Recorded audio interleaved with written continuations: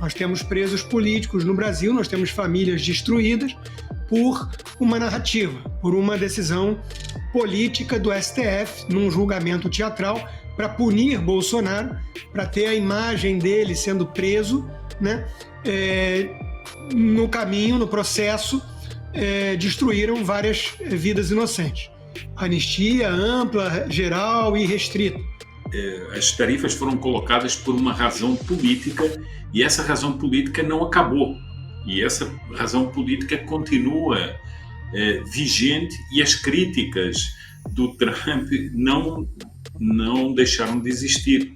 Olá, fala pessoal, sejam bem-vindos. Se você gosta e apoia o nosso conteúdo, deixe o seu like e inscreva-se no canal.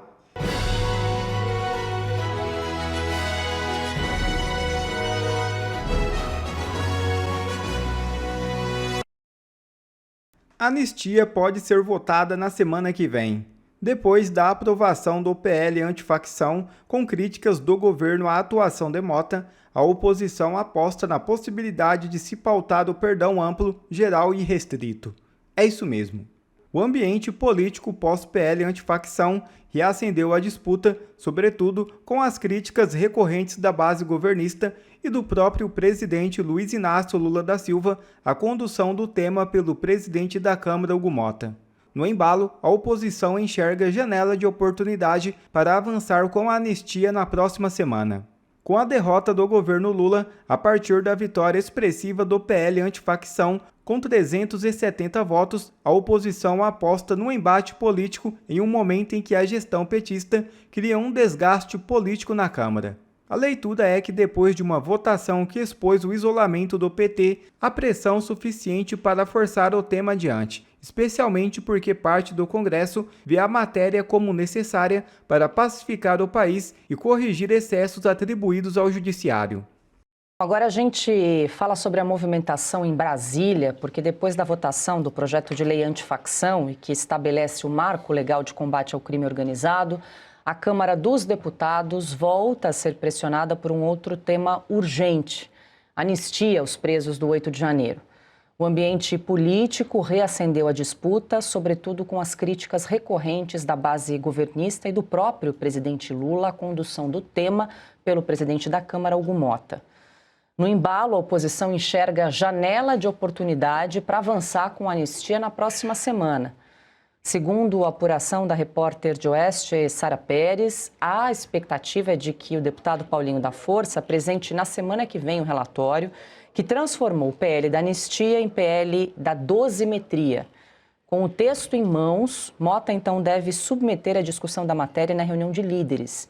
A partir do apoio de líderes partidários, a expectativa é de que a votação ocorra ainda na última semana do mês de novembro. Consta, essa novela da anistia, já se estende ao longo de todo esse ano. Foi aí promessa eleitoral do presidente da Câmara dos Deputados, Hugo Mota. Nesse segundo semestre houve uma reviravolta quando ele então indica Paulinho da Força para realizar a relatoria deste projeto. É aprovada urgência de um projeto que não tinha texto e ainda não tem, porque não temos essa informação, não há um relatório sequer, um texto mínimo de início das discussões.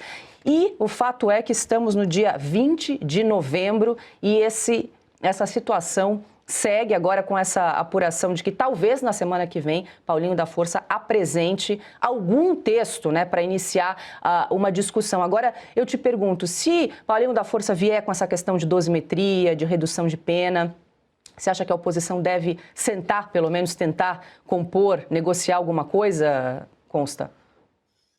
Não, tem que fazer igual fez o relator Derrite com o projeto que veio do governo federal, mudar tudo. Então, dosimetria não é o que está em discussão. Aliás, essa pauta arrefeceu, perdeu um pouco de momento, mas ela ainda é a pauta prioritária para muitos brasileiros, e com toda razão. O tempo urge. Nós temos presos políticos no Brasil, nós temos famílias destruídas por uma narrativa, por uma decisão política do STF, num julgamento teatral, para punir Bolsonaro, para ter a imagem dele sendo preso, no caminho, no processo, destruíram várias vidas inocentes. Então é fundamental retomar a discussão da anistia, mas tem que ser uma anistia para valer. Anistia ampla, geral e restrita. Não adianta vir discutir dosimetria, tem que pegar isso, se for o que o Paulinho da Força colocar na mesa, e embrulhar e jogar no lixo. E dali recomeçar, então, um debate sério sobre uma anistia para valer. A gente viu na imprensa hoje que alguns da oposição já estavam dispostos a discutir uma anistia light. Eu não sei exatamente o que significa isso. O que eu sei é o seguinte: ou a gente dá um jeito de, pelo legislativo, desfazer uma enorme injustiça que foi cometida contra tantas pessoas inocentes, ou o Brasil vai carregar essa pecha, de abusos de direitos humanos, que inclusive fez com que o ministro Alexandre de Moraes fosse sancionado com a Lei Magnitsky pela maior democracia do planeta, e nós vamos ter a imagem, então, de um país que tem presos políticos e persegue pessoas com base na sua visão política e ideológica.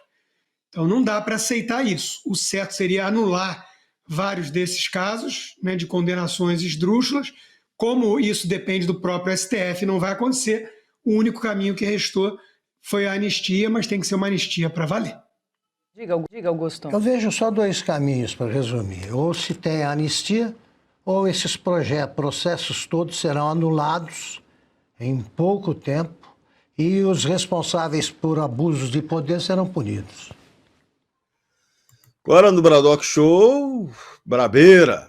A senadora Damares Alves e mais 3 senadores divulgaram o relatório da visita deles a Papuda. O documento aponta violações de direitos humanos naquela penitenciária. Defende que Bolsonaro cumpra pena de forma domiciliar. O Estatuto dos Militares, no entanto, obriga que militares cumpram pena em quartel. A pena deve ser em organização militar sob oficial superior.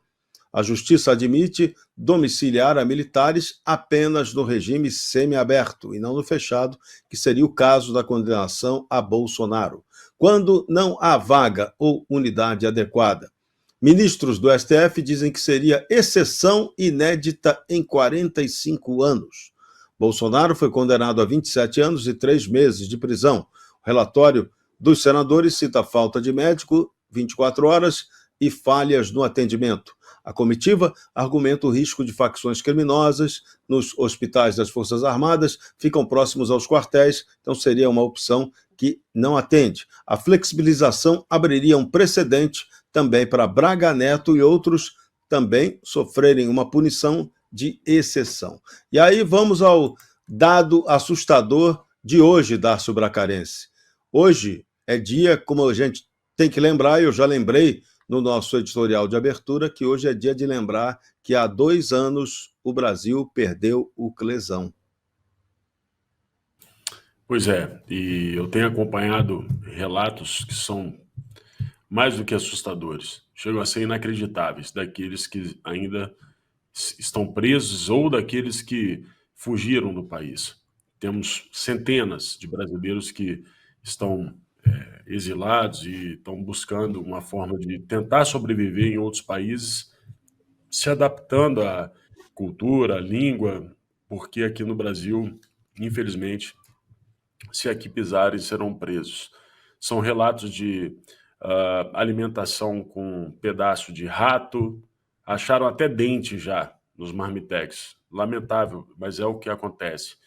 Teve um caso de um preso político que o pai foi na subcomissão dizer que ele passou alguns dias numa solitária e ele ficou sem água. E ele era obrigado a beber água no sanitário, onde ele fazia suas necessidades. Era o mesmo lugar onde ele bebia água. Tortura. Portanto, assim, eu quero tratar desse tema da forma mais respeitosa possível, considerando o trabalho que o Girão fez de viajar para denunciar os crimes que aqui foram cometidos pelo Estado brasileiro contra a sua população. Ele foi um dos pioneiros nisso. Ele, Carla Zambelli, Gustavo Gaia, todos eles fizeram um bom trabalho nesse sentido. De fato, a Comissão de Direitos Humanos do Senado, ela tem a missão, sim, de observar essas questões. O relatório é importante. Talvez a comunicação é que foi inadequada. Eles precisam apontar as violações de direitos humanos cometidas na Papuda, observar que ali não existe a menor possibilidade de receber Jair Messias Bolsonaro, que está convalescendo até hoje de uma facada que ele levou por conta de ser conservador, e um militante do PSOL, né, tentou tirar a sua vida, um caso até hoje nunca explicado de forma satisfatória, e, obviamente, condená-lo a ficar preso na Papuda seria o mesmo que assassiná-lo. Esse relatório deveria ser encaminhado para o próprio Alexandre de Moraes, para que ele tomasse a ciência de que, ao infringir a lei mais uma vez, desrespeitando todo o diploma legal, desrespeitando o regulamento das próprias Forças Armadas, para poder punir o Bolsonaro conforme ele queira, ele seria o responsável por mais essa possível morte. Portanto, o relatório é necessário. Acredito que a peça publicitária acerca da visita, acerca do relatório, foi desnecessária. E, sinceramente, eu não creio mais em qualquer tipo de discussão sob o ponto de vista legal. Eu gosto muito de escutar os comentários dos nossos analistas jurídicos, porque é necessário entender quais são as balizas que estão sendo erodidas. Isso tudo é importante entender. Mas no Brasil não existe mais Estado de Direito. O que existe aqui é a vontade do partido. Não é nem a vontade do Alexandre de Moraes, é a vontade do partido. Alexandre de Moraes é só o executor, é só o carrasco desse sistema que hoje controla o Brasil, persegue, mata, como no caso do Clesão, e tortura, como todos os casos que temos escutados lá na subcomissão. José Carlos Sepúlveda, a regra é muito clara. Jair Messias Bolsonaro é capitão reformado do Exército Brasileiro. Então, se ele for condenado a qualquer crime, ele tem que cumprir pena em um quartel, que eles considerariam aí um presídio militar. Como não existe um presídio militar, um presídio das Forças Armadas, então o cárcere vai ser em um quartel em condições que vão ser determinadas pelo Exército. E no caso dele, ele tem o tratamento de ex-comandante em chefe das Forças Armadas. Esse é um outro detalhe que também não pode ser esquecido. Então, nem o Exército, na hora de prender Bolsonaro, vai poder esculachar o Bolsonaro por vontade dos melancias, né? Olha, eu já não sei nada, porque quando você começou a leitura da matéria anterior dizendo a lei diz... Bom, mas a lei, o que é hoje no Brasil? Não sei. A lei já era. Então, tudo o que você disse é verdade. E isso não poderia acontecer.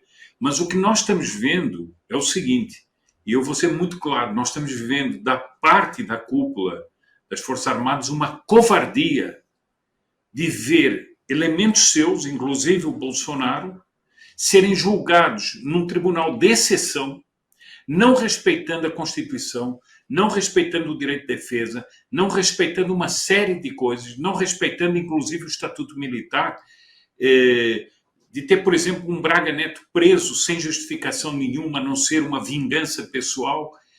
Tudo isso está acontecendo com o silêncio dessa cúpula militar. Então, eu não sei o que é que vai acontecer ou não, porque nós vimos que há uma pessoa que exerce o poder por cima de todas as instituições. Não sei com poder do quê. Uma pessoa que, inclusive, está sancionada internacionalmente como violador dos direitos humanos e continua a exercer um poder que ele não tem. Então, eu só vejo o seguinte, nós estamos discutindo, é claro, temos que falar disso, mas nós estamos discutindo o absurdo do absurdo. E estamos vendo a inércia de instituições deixarem-se espezinhar e deixar os seus serem espezinhados. Por exemplo, eu agora já falei do Bolsonaro, já falei do Braga Neto, mas, por exemplo, General Heleno vai ser levado, preso para um quartel. Isso é vergonhoso. Isso é vergonhoso. E essa cúpula militar é covarde, porque eles estão dando aval aos fora da lei. Eles estão dando aval aos que estão fazendo uma caça às bruxas no Brasil. É isso que me parece. Então, tudo o que você disse é verdade, mas eu só vou acreditar que isso não pode acontecer se os fatos confirmarem isso. Porque, de resto, eu já não tenho certeza de nada, de que não vai acontecer. E acho que, com o nível de arbítrio que nós estamos, a intenção mesmo é mandar para a papuda e, se puder, humilhar e fazer outras coisas, se for possível. Vamos começar já o nosso programa, a gente já começou diferente, vamos seguir mais diferente ainda, que o presidente dos Estados Unidos, Donald Trump, retirou as tarifas de 40% sobre carnes, café e outros produtos agrícolas do Brasil, medida surpreendente. E é retroativa, valendo para produtos que entraram no território americano a partir de 13 de novembro. Ou seja, o Trump botou o bode na sala, arrecadou uma graninha enquanto essas tarifas estiveram em vigor, chamou o Brasil, forçou o Brasil para uma negociação e agora ele tirou a tarifa. Qual pode ser o próximo passo do Donald Trump, José Carlos Sepúlveda? Olha, eu continuo a achar que a questão das tarifas é uma questão mais de política interna dos Estados Unidos. E ele tirou a tarifa de 40% sobre alguns produtos. Ela continua... as tarifas foram colocadas por uma razão política e essa razão política não acabou. E essa razão política continua vigente e as críticas do Trump não deixaram de existir. Ele escreveu as cartas que escreveu os posts que escreveu na rede social dele, e ele não retirou nada disso, nem retirou a pressão política que ele está fazendo. Ele não retirou as sanções a ministros, não devolveu vistos, nada disso. A questão das tarifas é uma questão que tem um lado político, não está totalmente abolida e continua a ter uma sinalização para o país. Eu só me lembro a um senador Moreno, que é um senador de origem colombiana nos Estados Unidos e que tem feito muita pressão sobre o governo do Petro, e ele mesmo disse que conversou com o Donald Trump para que o Donald Trump não impusesse tarifas comerciais extras à Colômbia, mas que fizesse sanções sobre o presidente e o seu entorno. E foi exatamente isso que aconteceu com o Petro na Colômbia. Então, eu não sei se o Brasil está caminhando para a mesma linha, que é a pressão não ser uma pressão comercial, mas passar a ser cada vez mais uma pressão política. Agora, Sepúlveda, o Lula, malandramente, pode tirar proveito dessa decisão, dizer que graças à negociação da parte dele, ele, Alckmin, a equipe muito competente de Fernando Tachad, conseguiu reverter esse problema das tarifas? Será que o Lula vai vir com essa para cima da gente e do mundo? Bem, ele veio com essa quando, há uns dias atrás, foram retiradas tarifas de 10% sobre um monte de países e eles vieram dizer que foram as negociações deles. Então, mentira não tem limite, né? O único limite da mentira é o boteco da cachaça, segundo ele, né? Porque se o alemão tivesse tomado uma cachaça no boteco, ele não teria dito a verdade sobre o Brasil. Sobre o Brasil não, sobre a COP30, sobre o governo dele. Bom, então, acho isso. Nós estamos vendo uma máquina de propaganda que faz propaganda a respeito de tudo. Então, eles vão fazer realmente essa propaganda em cima desses fatos. Mas a realidade não vai mudar. Essa é a verdade. A realidade não vai mudar. A realidade da pressão política não vai mudar.